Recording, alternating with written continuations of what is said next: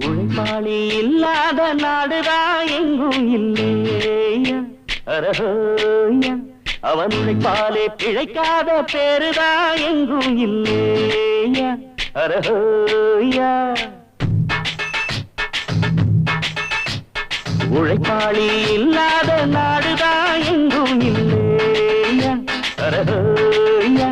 அவன் உழைப்பாலே பிழைக்காத பேருதான் எங்கும் இல்லையா அரஹோயா